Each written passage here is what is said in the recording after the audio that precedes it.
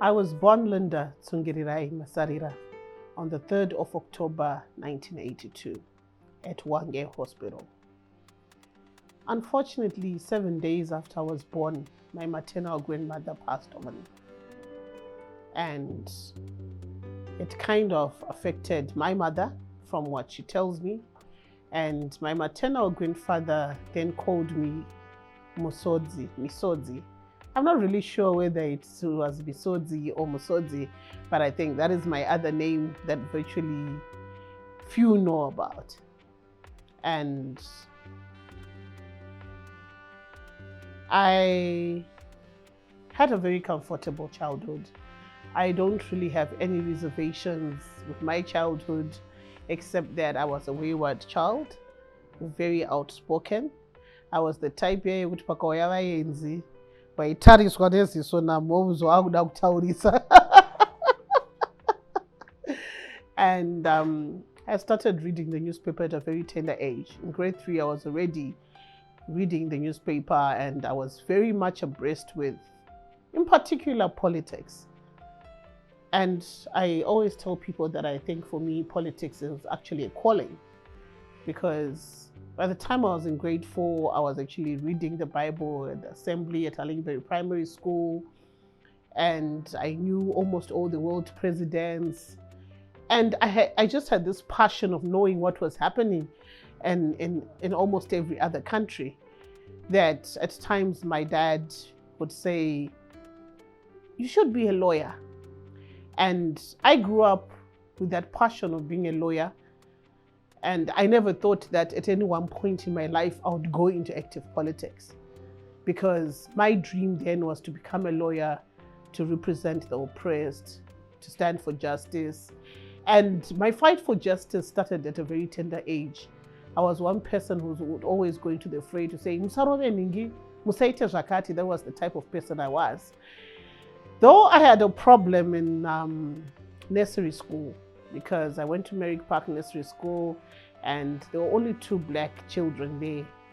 And I was a restless child. I couldn't sleep in the afternoon. And to date, I can't sleep in the afternoon. So during that time of sleeping in the afternoon, I would wake up and pinch the white babies at nursery school. And I think that was the only time I was an unjust person. I was really a bully. And in primary school, I really never had any struggle that I can talk about. I was bright. I usually came tops of my class.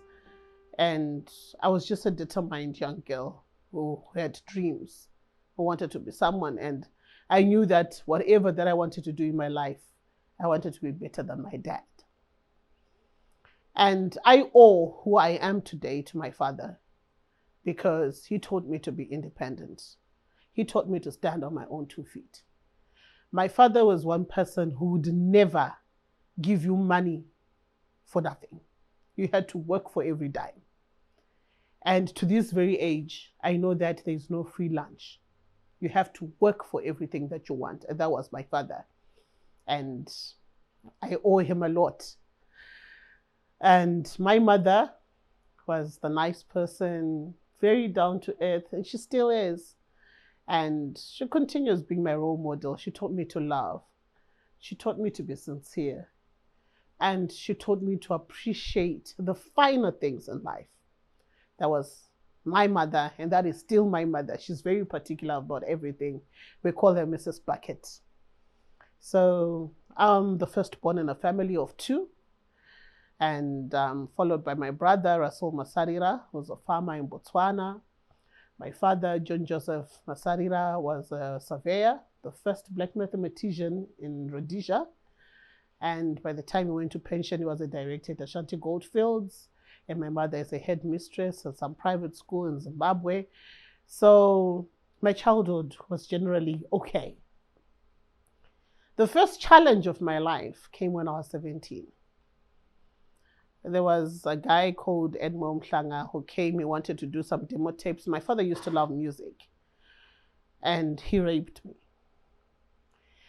When he raped me, I didn't know how to tell my parents. I was so fearful. I didn't know if they would accept, if they would understand that I had been raped, because my parents were very strict. And I was not in a relationship with this guy. I just knew him as a person who just used to do his recordings. What came to mind was to run away from home, and that is exactly what I did. And I started staying by myself at the age of 17. When I got raped, I realized about 2 or 3 months later that I was pregnant, because I got very sick. I was in lower 6 and I was in school, boarding school. And when I got sick, I was taken to the hospital. They thought it was malaria. But then the doctor persisted that they wanted to do a pregnancy test, and the pregnancy test was positive. And it was a defining moment for my life. I had to grow old at a very fast rate. I had to mature very fast, because I realized that the tables had turned. I had savings. My father was that organized. I had an account at Beverly. And the time I left home, I had packed almost everything that I needed to start life.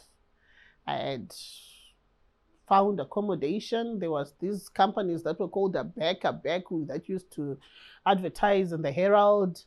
And I got to Harare, and I went to those accommodation agents and found myself one room in Hatfield in Logan Park. It was a very traumatic experience for me. I had no choice but to leave home. I felt like my parents would not understand my story, and they never did. They only got to understand it years later, because I kept on talking about it and how it affected my life. I really felt dejected. I felt like something had been taken away from me, which was my future. And at the same time, I didn't believe in abortion, and I didn't want to abort. And I left home in Bindura. I had packed almost everything that I needed to start life. The only person who knew what I was doing was my younger brother, and he was only in grade 5 then. And he told my parents later on that I had run away, and I strategically ran away the day I was supposed to go back to school second term. And by the time my dad came home, I had already gone. I remember I cried the whole way from Bindura to Harare. I didn't know where I was going. I didn't know what I was going to do. But I had to do what I had to do.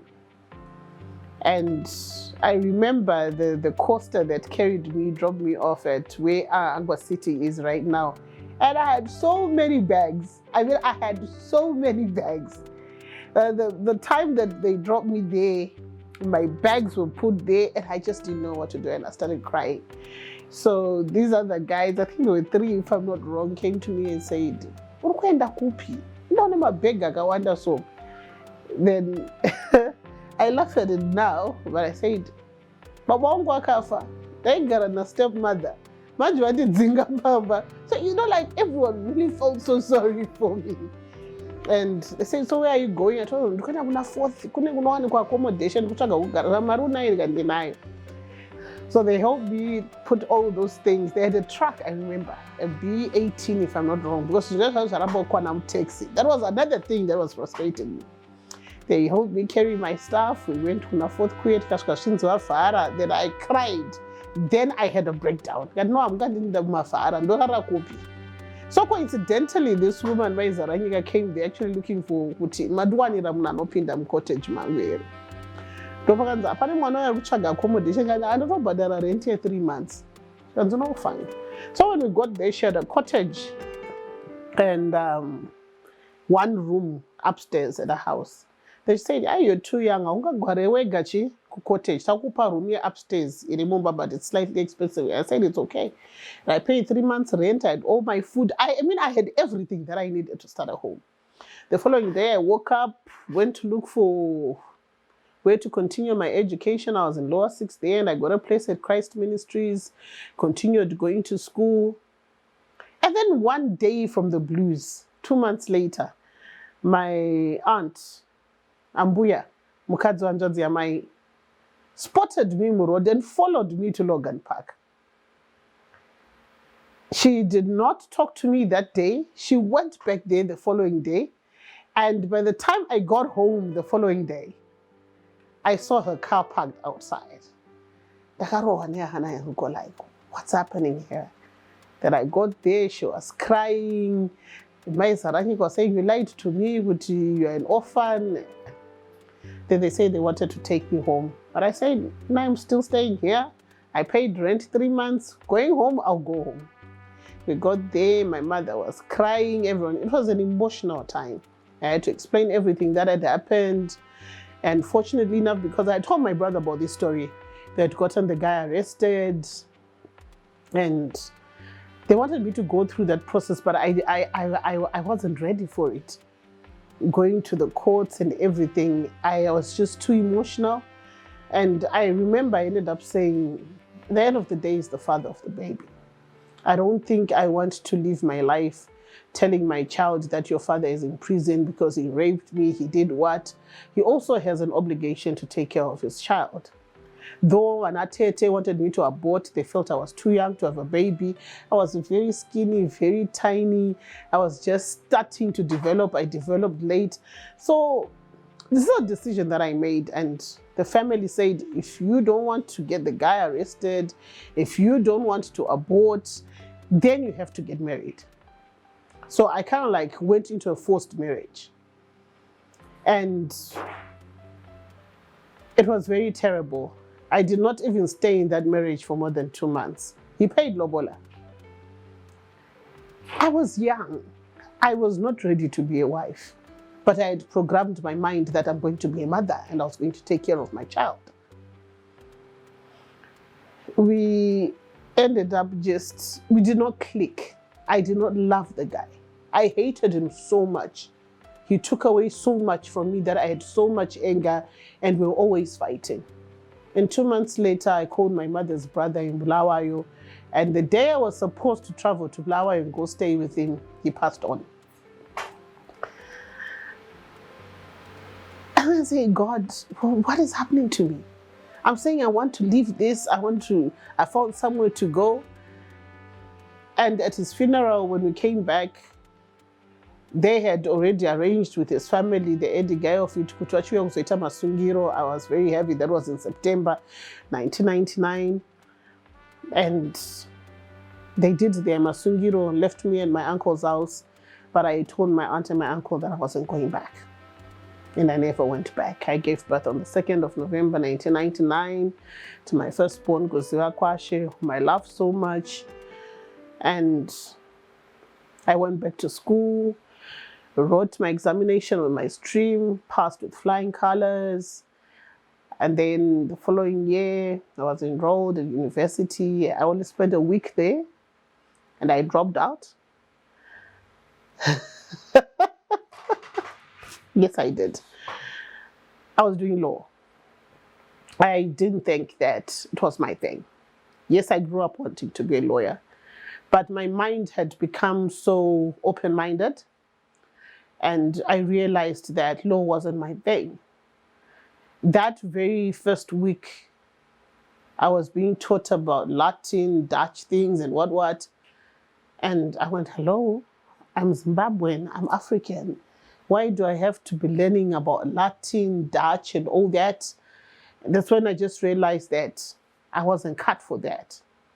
My dad got very angry with me. He forgave me years later. He didn't even want to talk to me. Then eventually I went and did IT at NIIT Avondale, and I became one of the very few first computer technicians in Zimbabwe, female. And Tete kept on encouraging me that even if it had not worked, even if I was raped, I had to get into a relationship so that I heal and I could move on with my life, because I had anger issues. I became an angry person. I was angry at everything and everyone. She organized counseling for me. I went for counseling. And because everyone around me kept on encouraging me to get into a relationship, in 2001, I eventually decided to get into a relationship. and I thought I was loved. There was a young man who was at Bindra University. Even introduced him to my tete and all that, and she was saying, no, I don't mind that you've got a baby. I was 20 then. Then I got pregnant again. When I got pregnant, he said, and I was broken. He never wanted to talk to me. That was his final year in university. He changed his line, he changed his contacts. I had his brother's number. The brother said no. Our brother is saying asimwanawake, you know, and all that stuff that men do. My aunt tried to comfort me, but I just said, it's fine. And that is the time I started taking alcohol. I didn't take alcohol because I wanted to, but it was an escape route. That is the way that I felt I could escape from everything that was happening to me. I didn't believe that life could be so difficult, so hard. Here you are, you've got your education, you're trying to build a career, and you get this continuous cycle of rejection. Because initially it started with a rape, and people not understanding it. Then people will continue encouraging you to move on with your life. You try to move on, and then you're rejected. It became a very difficult time in my life that I shut myself away from the world, started staying by myself. My mother had taken my firstborn child, and it was just me and my pregnancy until one day I got Samaritan. I was drunk on my way to my little cottage in Avonlea.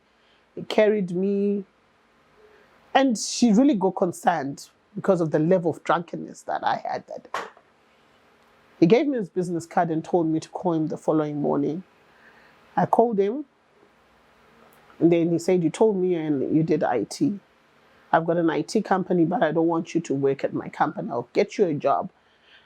That's how I got my first job at Great Face Computers. I was good at what I did. I'm a perfectionist. I always do everything that I do to perfection. But the biggest challenge I had at work is all the guys wanted to supervise the work that I do, yet we're the same grade, just because I was a woman. No one could believe that I could actually open a CPU, do diagnosis, and actually fix it. Everyone wanted to make sure that they're checking on every little thing that I do. And then I ended up having issues with people at work. And that is when I started realizing that women are still treated as second-class citizens in this country. Because even my salary was lesser than my counterparts. Yet we're both computer technicians and with the same grade. And that is where labor activism was born in me, because I believed in equality, and I still do. And I didn't believe that anyone could get a better salary than me, or I had to be supervised by my male counterpart, yet we're doing the same job. About 6 months later, we started having salary problems. And I led the first strike of my life at Great Face Computers, which got me sacked. And that was the first time I was sacked from work. And that was 2002. I had already given birth to Kupakwashe, my second daughter, the love of my life. And I think I should rewind a bit, because in 2000, I joined the MDC. During its formation, I was a youth in Bindura. My parents were very much against it, because at that time, MDC was a very dangerous party to be associated with, especially in Mashonaland Central. But I resonated with what they were speccing, with what they were advocating for. And my parents thought that it was a wrong move, it was a dangerous move. But I had a conviction that this is what I wanted to do.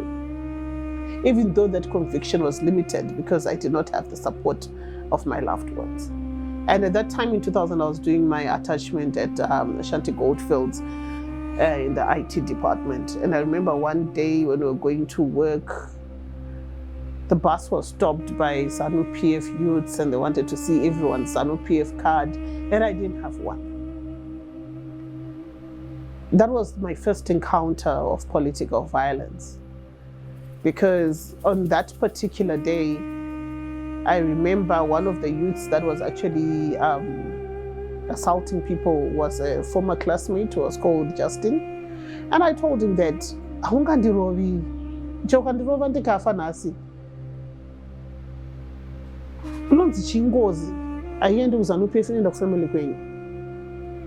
and other people were being assaulted. And I remember at that time, ZANU-PF card with the same price, near yogurt. I told them I'd rather buy yogurt from Manawangu than to buy a ZANU-PF card. And that night, my father's shops were burnt, and I was banished from Bindura. And I remember I never set foot in Bindura for about 2 or 3 years. So that was my first real contact with political violence, and everyone started discouraging me from doing active politics, and because no one wanted to associate with me because of their politics. I could focus on working on my daughter because my son was with my mother. And the sad story of my life is I never had a relationship from 2003 to 2008. I was hurt, I was depressed, I was angry. I just focused on my career. After Great Face Computers, I went to Systems Technology, which was run by Daniel Shumba. And after a while, we started having the same problems, salary issues, harassment at work and all that. And I got fired again after organizing a strike. So I think in my life, I've been fired a record 5 times for labor activism. On the 1st of August 2015, the front page of the Chronicle was written in bold, NRZ fires the militant and radical. And number 1 on that list was Linda Masarira. And after that day, I said to myself, I'm not going to work for anyone again because the labor injustice in this country is just too much. But that's when I realized that our system is oppressive, repressive, and suppressive. I got arrested on the 6th of July 2016 for supposedly blocking the roads, intercepting traffic, of which I had no part at all that I had played in that.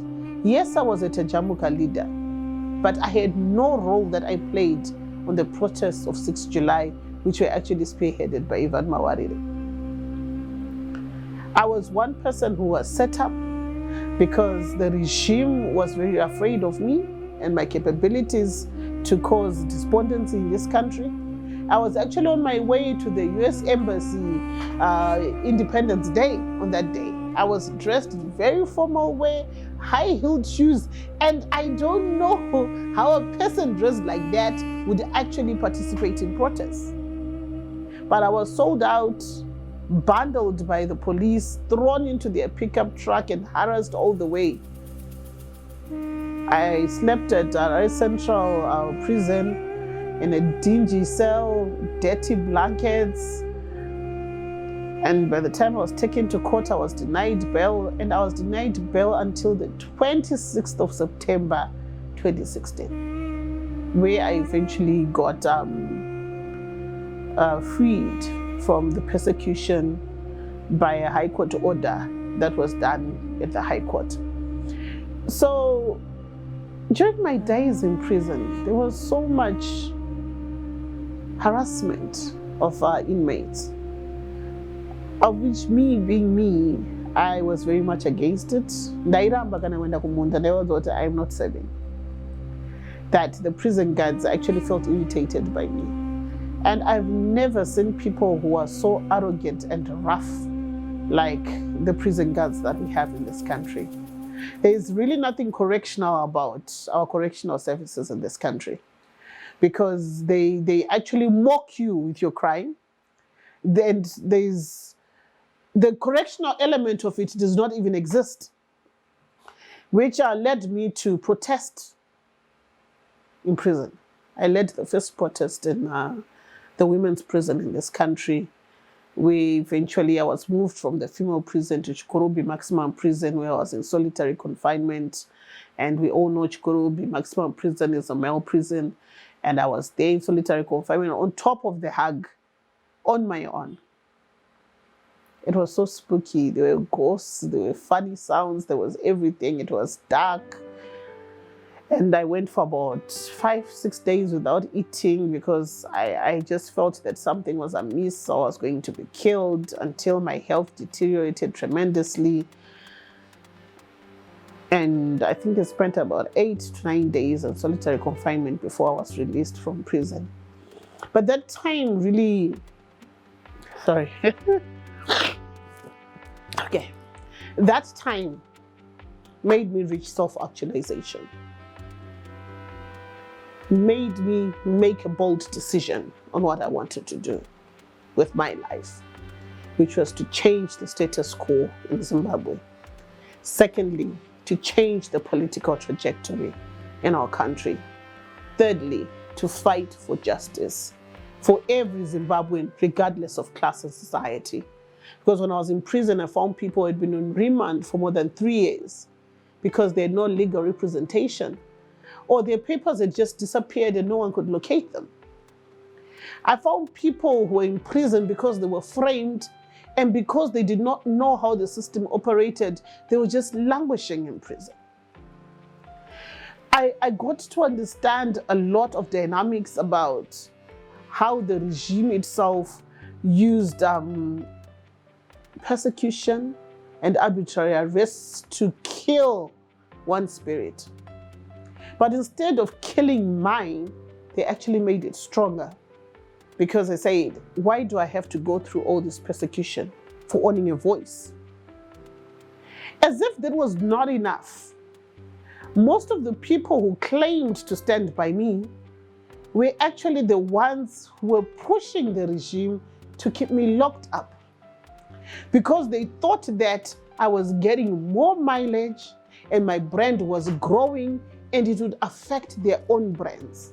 And this is a story for another day, where I will speak about it in detail, and I've written about it in the book that I'm writing as well. So by the time I got out of prison, that is when I started appreciating the hypocrisy of our opposition politics. Everyone loved me when I was behind bars, because they could go around the world begging for money for Linda's family and Linda. And most of those funds never even came to me. And these were stories that happened afterwards when I left prison, and a lot of people know about them. And some even had to give me the money maybe a year later, and some to date have never given me the money. To a certain extent, it got to a stage where some people on social media would say Linda's ungrateful. But I had to be truthful with them that for everyone who sent, whether it was food, sanitary ware, or soap, or whatever when I was in prison, I thanked them from the bottom of my heart. For those who mobilized groceries that my children ate, I thanked them.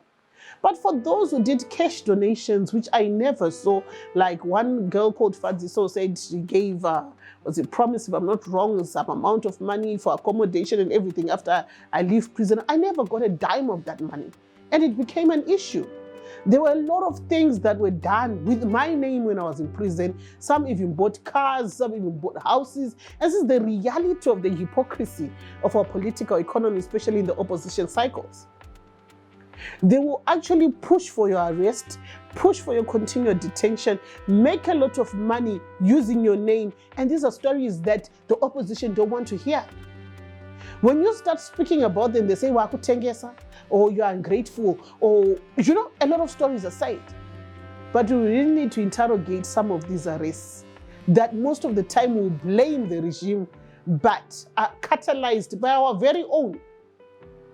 Because there are some individuals within the opposition who do not want anyone to own a brand, who feel threatened by anyone who will rise or who will become more popular than them. And these people know people. They've been in the system for a very long time, and they pretend to be sheep, yet they are wolves in sheep clothing. So I learned a lot during the days I was in prison, even the time I came out, and I realized that a lot of the things that we're pushing for, running for, advocating for, making noise about, were not actually the reality of things. When I came out of prison, that is when I had my fallout with PDP. I was now in the PDP because I had left MDC in 2008 after I felt that the late Morgan Richard Changira had sold out. And when I was in the PDP, I was being told that I should not talk to the media, I should not talk to me. They were trying to gag me. That is when we formed Zimbabwe Women in Politics Alliance, where we decided to do an alliance of women in politics where they would speak out, where we would actually do a lot of advocacy work on the harassment of women, the insults, the vilification and all that. And we did a lot of work as Zimbabwe Women in Politics. When Zimbabwe Women in Politics was growing stronger, the late Dr. Morgan Richard Changira had to pull out those from MDC, the Tabita Komalos and everything, and say you cannot be part of that outfit, which for me was a clear indication of the systematic attack on women leadership. As women, you're not allowed to have strong brands, you're not allowed to mix and mingle from different political parties, but the men themselves go out, braai, have parties, do businesses together. And this should be a lesson to most women in politics. We are made to hate each other at the expense of the men in politics. And all the attacks that go towards Linda Masarira are actually systematic. They are organized. They are funded. Because Linda Masarira's brand should not grow. People should have a certain perspective about who Linda Masarira is, not about what she's actually doing. It is only the negative that people should focus on. And unfortunately, our media also plays to the gallery because they are given brown pockets, brown envelopes, and they'll always make sure that they push that particular trajectory that resonates with a certain political entity that has got a certain political narrative about Linda Masarira or about their object of attack. So at the end of the day, it taught me to be stronger. It taught me to continue speaking my mind out, to continue having clarity of thought, clarity of mindset, to continue being pragmatic. I decided to launch my independent MP campaign, which was dubbed the Purple Campaign, the Purple Revolution. It was launched on the 26th of September, which was the day that I was actually released from prison in 2016. And it had so much drive. A lot of people resonated with it. But after about 5 to 6 months, I realized that it wasn't going anywhere, because a lot of people, I was doing door-to-door campaigns. They would ask, the president wakondiani? Ati votere munhu asina president. Yet I would articulate so well the roles and responsibilities of an MP, but still they didn't understand, because maybe of the type of politics that we have in this country, of the politics of populism. Everyone would want me to tell them who I would vote for as president. They never looked at my capacity to actually be their voice in parliament and to be their lawmaker. And when the late Dr. Morgan Richard Changira passed on in February, I was there at the funeral and I saw a lot that actually made me realize that we're in trouble as a country. And 2 months later, actually after the funeral, I'd actually approached Rachamisa, wanting to run for the Royal Central seat under their ticket, and I was vehemently told that their funders did not want me and that I could not run under their ticket because their funders did not want me to run under their ticket. And I remember at that meeting, there was A.C. Lumumba, there was Chamisa in his Advocate Chamber's office, and he was trying to convince me to continue being in his campaign team, and then he would find something else for me to do later on. Honestly, I'm not that person. I told him that I wasn't that person. I was not going to stop my own political career, my dreams, to push another person's political career. Because I believe in me, I believe in my capacity. And I believe that even though I have fallen so many times, I will still rise to the occasion and get into that space where I'm supposed to be.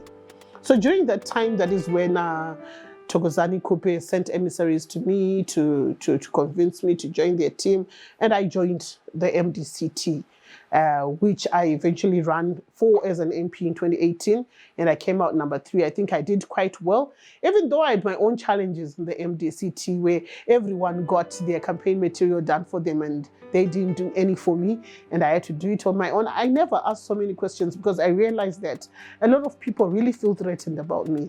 They treat me as a non-entity, but they really feel the threat. Even to date, you'll find that ZANU-PF feels threatened by me, Triple C feels threatened by me, FDC feels threatened by me. Everyone seems to push a trajectory that Linda is a nobody, but everyone is always fighting in their little corner to destroy Linda. We formed Labour Economists and African Democrats in 2019, but from 2019 to date, LEAD has split 4 times. And most of those splits have been funded by my political opponents, where they'll come and interfere with especially the senior members of the party, and they split and they go. But that has not stopped me, because I've got a dream. Labour Economists and African Democrats is a wholly organic political party that believes in self-funding. There is no free lunch in politics. We're not going to be running the agenda of the West or the East in the name of political party financing. But we are going to be moving with the trajectory of making Zimbabweans understand that if you're not on the dining table, you're definitely the menu. And we want every other Zimbabwean to play an active role in the development agenda of this country, because we will not have jobs without Zimbabweans participating in the lawmaking process.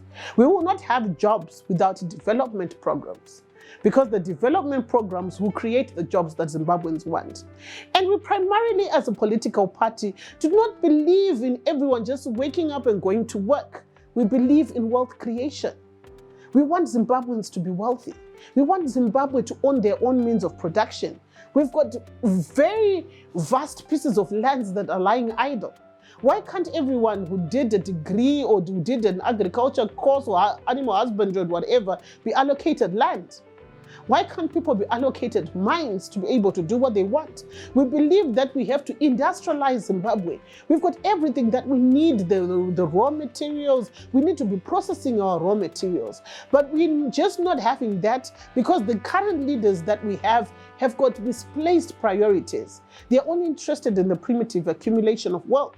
But we are saying together we can, in our diversity, take leadership back to the people. That is why, as a political party, we say we want organic leaders, new people, new faces in council, new people in parliament, new people at Munumutapa.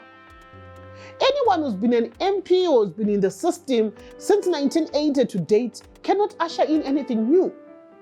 And that is clear. In 2009, we had the GNU. If we want to do checks and balances and monitoring and evaluation here, there's practically nothing that the opposition element in the GNU did.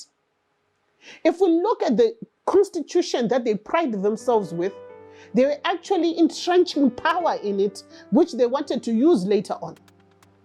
And they cry foul about it.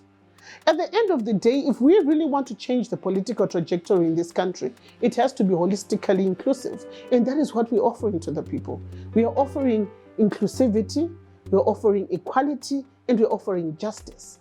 And if there are people who really feel that they want to be part of this process, they're free to join us any day, anytime, because we really need to change the political trajectory and the governance system and any other system in this country that we adopted from the Swiss regime. Bakuru vanoti sango rinopawaneta. At a time where I'd given up on relationships, where I'd given up on love, Mwari vakazonenzwirawo tsitsi vakandipukuta musodzi. In 2020, April, I found love, the love of my life, my husband, Bongani. I wouldn't be glowing like this if it wasn't for him. He came into my life and changed me. This wouldn't be a powerful insight of my 39 years without him, because he came at the right time, where I also needed to to be stable, to have someone I call a friend, someone to hold my hand during the dark days. And he has been that person. He managed to take away all the anger from me. He managed to give me happiness and inner joy. And I think that was the one thing that was lacking in my life. And I remember when he was still asking me out, he would tell me that, baby, I want to make you the happiest woman in the world. And I would laugh and say, it is okay, guys. But now I introspect, and every time I tell him that, you used to tell me that you want to make me happy. And you did make me happy.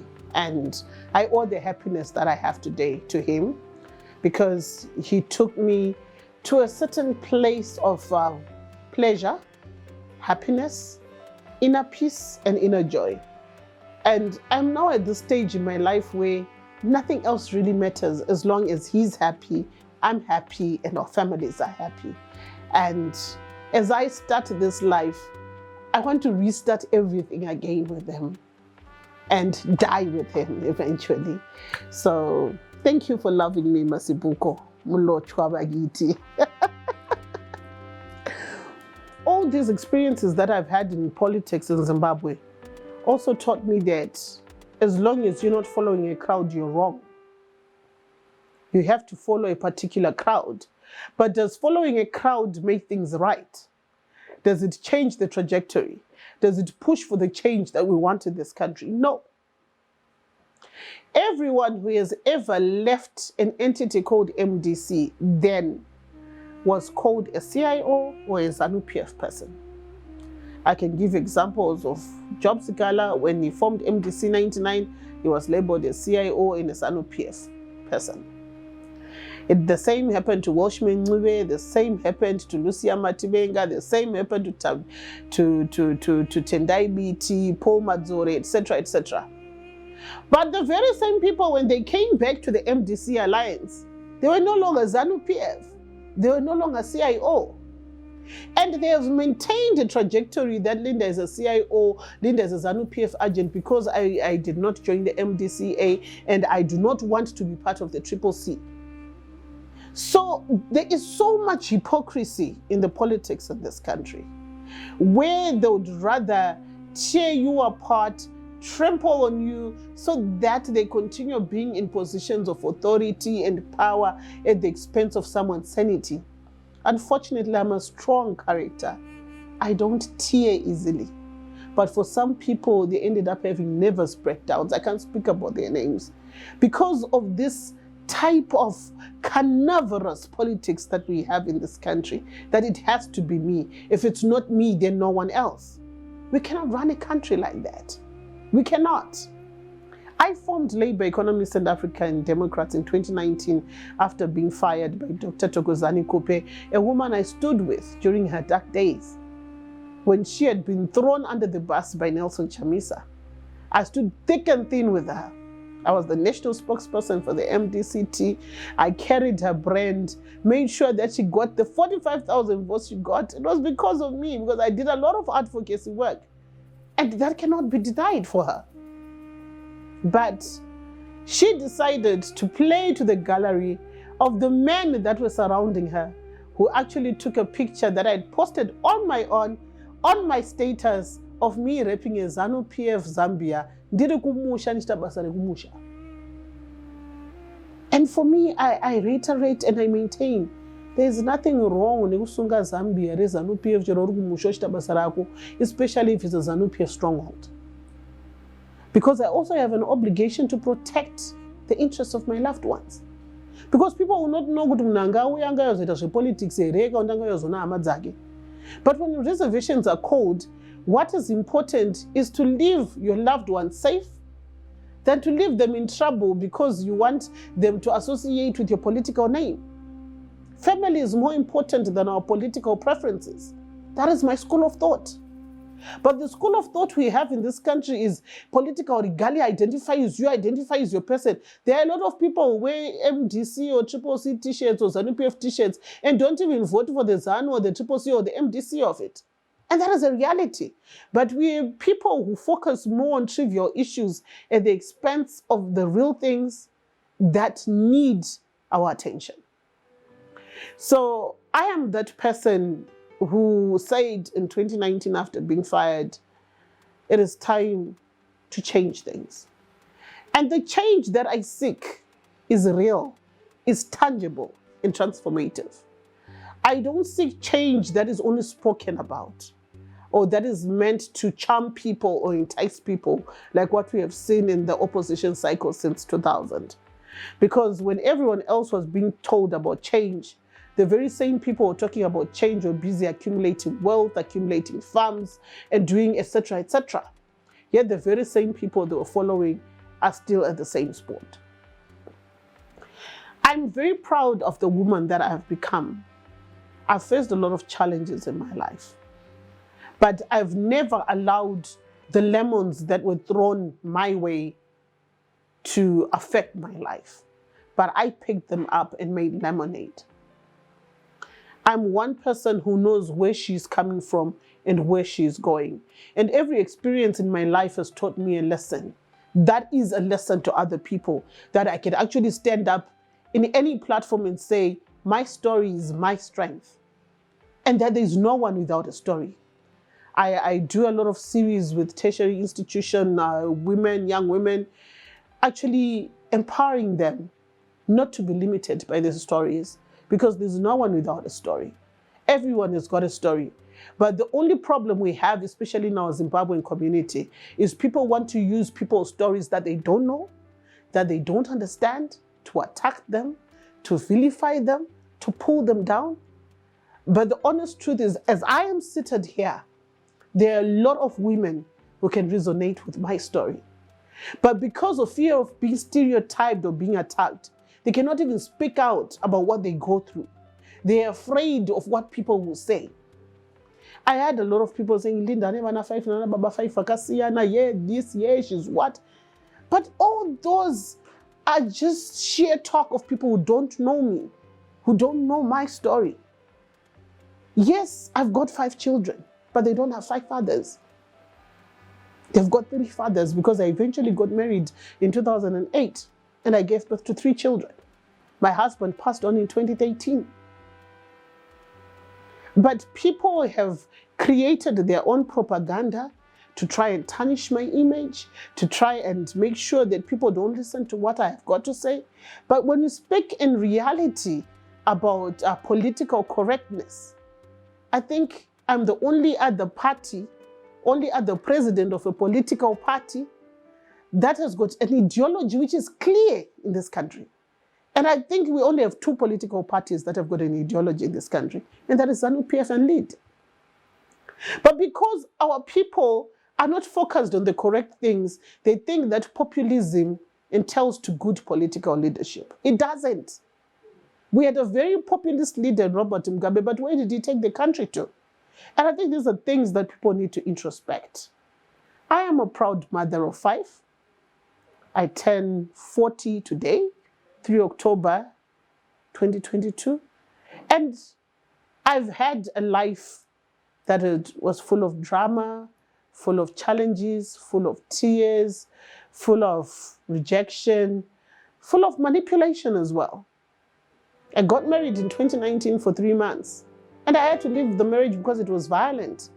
I was always assaulted by the husband, who changed the day after the marriage. Became this creature that I didn't know, tried to kill me, ran away from the police station, and he remains a fugitive. But he went out, crossed the border, had an interview with Simba Chikanza, saying all sorts of rubbish about me, which were vehemently false. So I have faced everything that anyone can speak about in my 39 years under the sun. And as I turn 40, these are the reflections that I have. And I'm saying I'm starting afresh on a new leaf. But that new leaf, I want it to be a new leaf of happiness, of progress, of attaining my goals. And that one main goal in my life is to change the political trajectory of this country. To be the enabler of a system change in this country. That we have a system that speaks and resonates to the Zimbabwean person, to the needs and the aspirations of the native Zimbabwean. We have a lot to offer to the world. We have a lot of intellectual capacity. We've got a lot of potential. We've got mineral resources. We've got very fertile soils. We've got very perfect weather. But our priorities are misplaced. We always want to follow everything that was dished out to us by some other races, some other cultures. We have lost our very own culture. We have lost our own self-determination, and we have lost ourselves in the ways of trying to fit in. One person would rather get off a bus that has got everyone going the wrong direction and walk towards the right direction. Thank you.